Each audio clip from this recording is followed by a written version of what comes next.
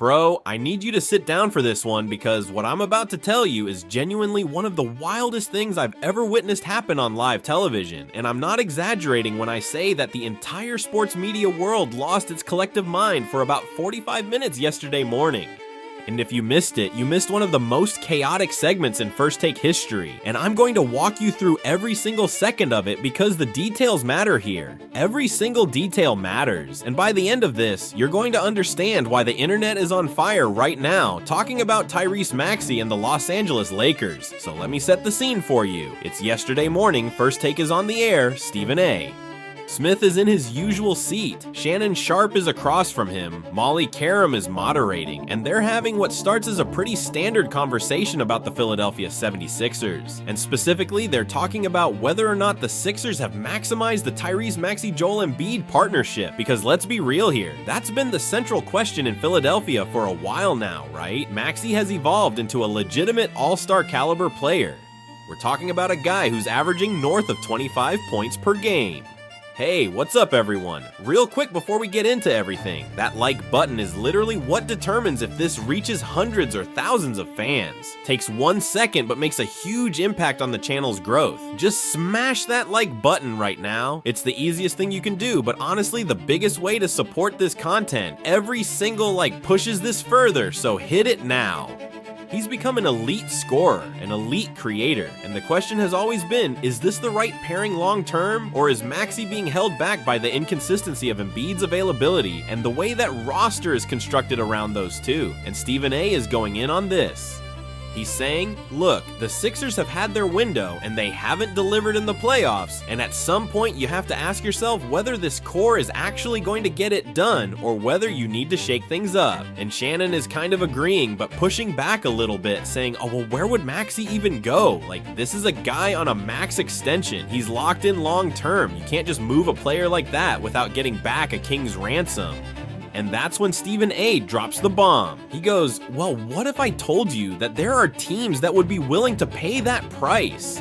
And specifically, he mentions the Los Angeles Lakers, and the entire energy in the studio shifts, right? Because now we're not talking about hypotheticals anymore. We're talking about a specific destination, and Stephen A starts laying out the case for why the Lakers would want Maxey. And honestly, it's a pretty compelling argument, right? The Lakers have been searching for that dynamic scoring point guard for years now. They need speed, they need perimeter creation, they need consistent three-point shooting, they need a guy who can run the offense at a pace that opens up the floor, and Maxey checks every single one of those boxes.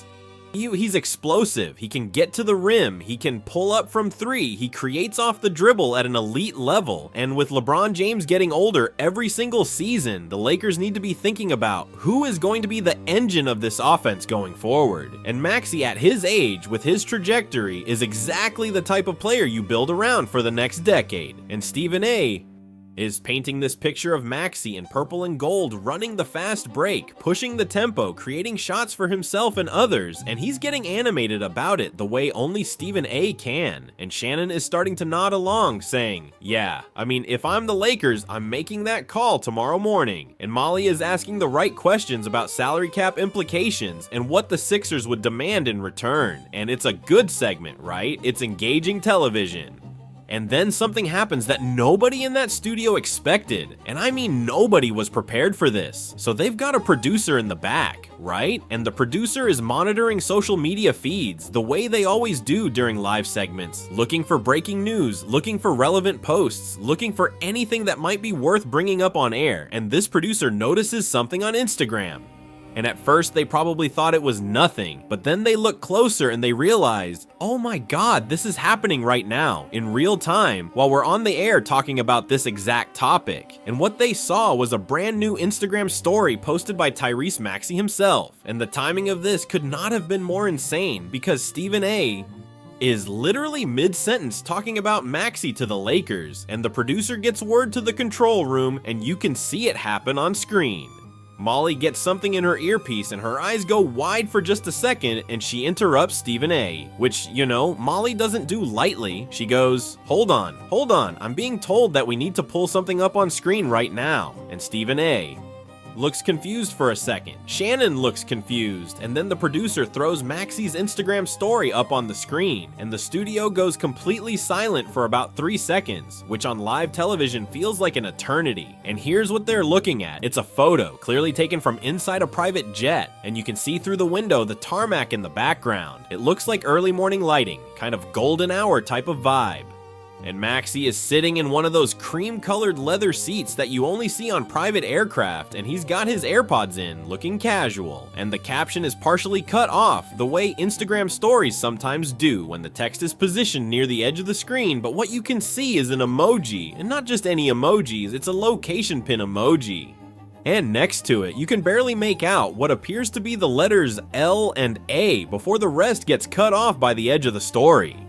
And bro, the studio erupted. Stephen A literally stood up out of his chair and pointed at the screen and said, "Hold on, hold on, hold on, hold on. Zoom in on that. Zoom in on that right now." And the production team tries to zoom in on the screenshot, and you can see Stephen A squinting at the monitor like he's trying to decode ancient hieroglyphics.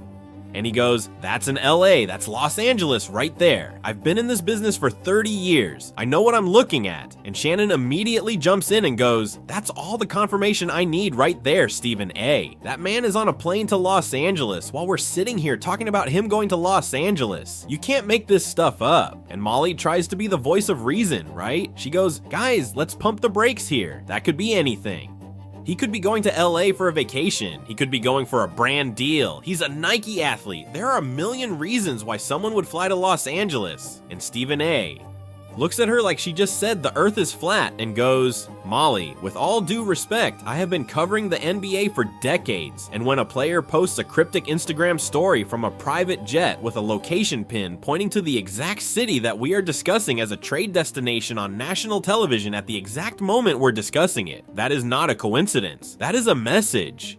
And honestly, I got to tell you, watching this unfold in real time, I kind of agreed with Stephen A. Because think about the timing here, right? Like, of all the moments to post an Instagram story from a private jet with what appears to be an LA location tag, you do it while First Take is literally on the air debating whether you should be traded to the Lakers. I mean, come on, right? And then Shannon starts breaking it down even further because Shannon notices something else in the photo. He goes, hold up, look at what he's wearing." And they zoom in again, and Maxey in this photo is wearing a hoodie, and the color of the hoodie is purple. Now, it's not Lakers purple exactly, and it could be argued that it's more of a dark violet, but in the context of everything else that's happening on this screen at this moment, Shannon goes, "That's purple. That man is wearing purple on a plane to Los Angeles. Stephen A, I rest my case." And Stephen A is losing his mind at this point. He's pacing behind his desk. He's got his hands on his head, and he goes, "Do you understand what's happening right now, America? Do you understand what we're witnessing? This man is telling us something. He is communicating through social media the way these young players do, and we need to pay attention." Oh, and I'm watching this at home and I'm like, this is insane, right? Because they're doing a full forensic analysis of an Instagram story on live television, examining every pixel, every detail, the color of the hoodie, the emoji, the partial text, the lighting, the angle of the photo, trying to determine if the clouds outside the window are consistent with an eastbound or westbound flight. And I'm not making that up. Shannon literally said, "Can we get someone to check the flight patterns? Like, can we see if there are any private jets that departed from Philadelphia this morning heading to LAX?" And Molly is trying so hard to maintain journalistic integrity. She goes, "We cannot speculate on someone's travel plans based on an Instagram story. This is irresponsible." And Stephen A fires back and goes, "This is not speculation, Molly. This is investigation. This is what we do." And then, about 15 minutes into this analysis, when the debate is reaching a fever pitch, when Stephen A is on the phone trying to call his sources, when Shannon is already on his phone texting people, something happens that takes this entire segment to another level entirely. Maxey deletes the story. He deletes it. And the producer catches it immediately because they're refreshing his page, and they go to Molly's earpiece, and Molly goes on air and says, "I'm being told that Tyrese Maxey has just deleted that Instagram story." And bro, the studio went nuclear. Stephen A slammed his hand on the desk and said, "There it is. That's the confirmation right there. Somebody called that young man and told him to take that down because he showed too much." Somebody in the Sixers organization or his agent or somebody picked up the phone and said, "Tyrese, what are you doing? Take that down right now." And Shannon is nodding vigorously going, when you delete something, that's when you know it's real. Because if it was nothing, why would you delete it? You only delete something when somebody tells you that you messed up and you revealed something you shouldn't have. And even Molly, at this point, you can see her armor cracking a little bit. She goes, "Okay, I will admit the deletion is interesting. The timing of the deletion is notable, but we still need to be careful." And Stephen A goes, "Careful went out the window 20 minutes ago, Molly. And look, I gotta be real with you right now. Sitting here telling you this story, I'm still processing the implications of what we witnessed. Because if you really think about it, right? If you really break down what happened here, this wasn't just some random social media post. This was potentially one of the biggest inadvertent reveals in recent NBA history. And let me explain why. Because the context matters enormously here, right? Tyrese Maxey is not just some random player. He's a franchise cornerstone for the Philadelphia 76ers. He signed a maximum contract extension. He's been the face of the rebuild alongside Joel Embiid. And for him to even hint at a connection to another city is seismic. And specifically for it to be the Los Angeles Lakers. That makes it even more significant because think about what the Lakers need right now. They need exactly what Maxey provides. They need a young, dynamic scoring guard who can be the primary ball handler, who can push the pace, who can create his own shot and create for others, who can space the floor with his three-point shooting, and who has the athleticism and the speed to run a modern NBA offense at the highest level. And with LeBron approaching the twilight of his career, the Lakers need to be thinking about succession planning. Who is going to be the guy who carries this franchise into the next era? And Maxey fits that mold perfectly. He's the type of player you can build around for the next 8 to 10 years. And pairing him with Anthony Davis gives you a legitimate championship caliber duo for years to come.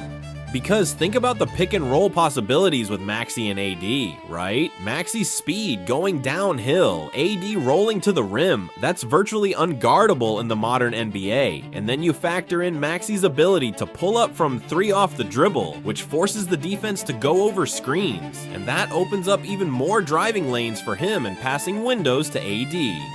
And the floor spacing changes entirely because now you've got a guard who defenses have to respect from 30 feet out, which opens up the paint for AD to operate. And it changes the entire dynamic of the Lakers' offense from what has been at times a plodding half-court oriented system to something much more dynamic, much more pace-oriented, much more dangerous in transition.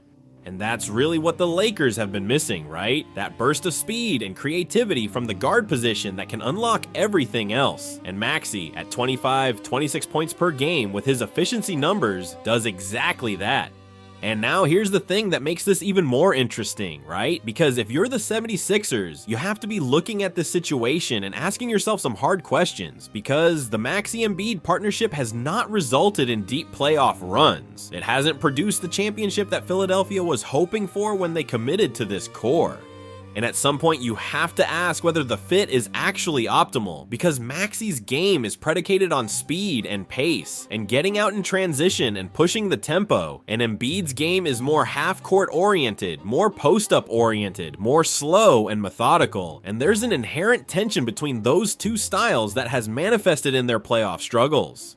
And if you're the Sixers and you get a call from the Lakers offering a package of young players and draft picks that could reshape your roster around Embiid in a different way, do you at least listen to that call? And I think the answer is yes. You have to listen because that's your fiduciary responsibility as a front office. And that's what makes this Instagram story situation so explosive because it suggests that maybe Maxey himself has been thinking about these things. Maybe he's been wondering if there's a better situation for him somewhere else. Maybe he's been looking at the Lakers and thinking about what his career could look like in that uniform. And the fact that he posted that story at that exact moment and then deleted it, it's like he was testing the waters, right? Putting something out there, seeing how the world reacts, and then pulling it back when it got too real too fast. And the deletion, bro. The deletion is the key piece of evidence here.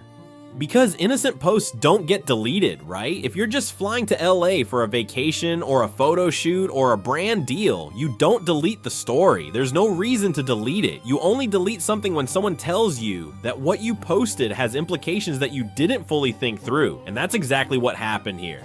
Someone in Maxey's camp or someone in the Sixers organization saw that story, saw the reaction that was building on First Take and across social media, and made a phone call and said, "Take it down now." And by taking it down, they inadvertently confirmed that there was something to it, because the cover-up is always worse than the crime, right? And look, I want to be clear, I'm not saying that Tyrese Maxey has been traded to the Lakers.